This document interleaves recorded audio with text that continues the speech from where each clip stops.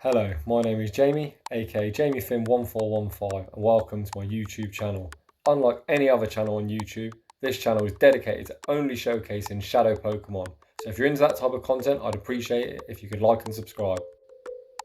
So today, I did my first battles of Season 8, and in Season 8, I'm going to be attempting to be the first documented player globally to reach Legend only using shadow Pokemon. I did attempt this last season and unfortunately fell just short of 28-17. So today we're going to start off with a pretty solid team. We're going to be running a pretty standard core of Swampert and Skarmory. These two cover each other's weaknesses really well, and as a third I'm going to be throwing in Shadow Nidoqueen. I think Shadow Nidoqueen complements both of these quite well, as Swampert's only weakness is grass and Nidoqueen beats the grass types. Skarmory only has to look out for a few things, which are usually fire and electric, and Nidoqueen also handles these, so the three of them pair together really nicely. So let's get into the movesets. We're running a Shadow Skarmory lead, running Air Slash, Sky Attack, Brave Bird. We're running a Shadow Nidoqueen Safe Switch with Poison Jab, which has recently got buffed. It's now almost a counter clone, just as one less damage, so it gains energy really well while also outputting a lot of damage. And its charge moves are going to be Poison Fang, which has recently got a buff, which will lower the opponent's defense by one stage every time. And we're going to be running Earth Power as the nuke move. And in the back, as our closer, we know our trusty Shadow Swampert running Mudshot, Hydro Cannon and Sludge Wave. Now without any further ado, let's get into the battles. So day one, let's see if we're going to see Meta or Spice. First matchup, we've got our Shadow Skarmory lead into Bastiodon. I absolutely hate Wallface. Terrible lead, we're going to instantly save swap into our Shadow Nidoqueen and then bring out a Victory Bell. How many ground types that are going to put in work against Shadow Vic? First Poison Fang gets a shield. Now these Poison Jabs are really starting to add up. Get to another one. We unfortunately let a Razor Leaf through. We actually get both shields. It's going to be a race. They just about take us out. If we wouldn't have let that Razor Leaf through, we could have actually won the 0-2 shield, which is absolutely crazy. Already in game one, Shadow Nidoqueen proving it's going to be one of the new meta mon. We're going to eat this move, which is going to be a Leaf Blade, which will do double resist, hardly does anything. Expecting the Bastiodon to come back out. We're up 2 shields to see if Swampert can clutch out this first match. We bring in Swampert, they instantly swap into Wigglytuff, and Wigglytuff is about to get one shot. First match of the season, we managed to take out my 2 least favourite things, Charmers and Wallface. They do continue on, but down 2 shields. This Bastiodon's going to have a real tough time. First Hydro Cannon gets him quite low, and finally the opponent does quit out. GG's. Moving on into this next battle. Let's see if we're going to see some Spice. We got our Shadow Skarmory into a Raticate. This is more like what I expected to see. Maybe they're running their Kanto Cup team, let's see. The Raticate is charging up quite a lot of energy. We're going to fire off first. We'll see if the opponent wants to shield. They do shield. They're still charging up. We get an Air Slash through, which is great. They're already quite low. Expect this to be a crunch. It is a crunch, as their other moves will be resisted by our Steel typing. The opponent's still got loads of energy, so I imagine they're going to want to shield this as well, which they do. They fire off a charge move. As we're up 2 shields, we're going to fire a shield up here. I'm going to look to switch out. Save this Skarmory in case they've got something later we can't deal with. I didn't sim any matches, so it's good to take a charge move. As you can see there, Shadow Nidoqueen still got some decent bulk. We managed to fast move it down. Load on energy, and we still got a bit of health. And the opponent actually brings in a Bubble Jellicent.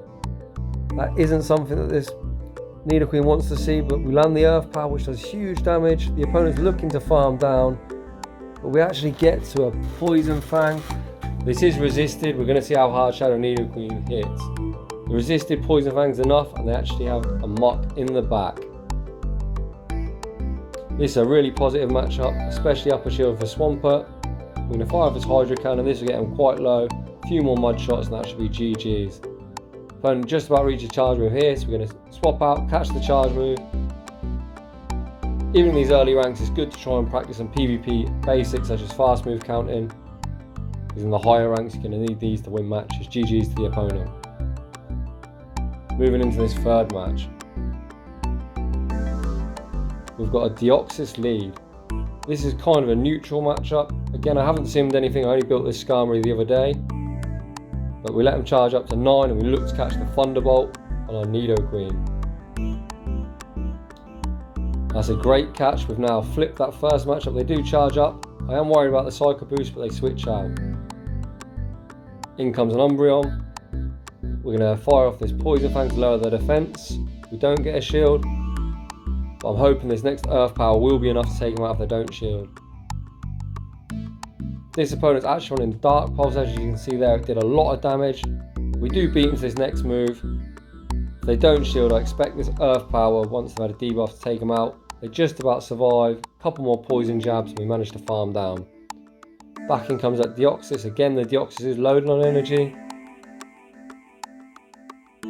We've seen they've got Thunderbolt, so I'm wondering if they're in Rock-Slide Thunderbolt or Psycho Boost Thunderbolt.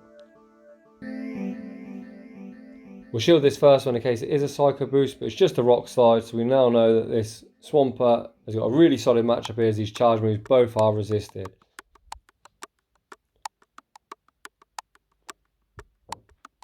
We fire off our first Hydro Cannon. We've got a back-to-back here should we need it.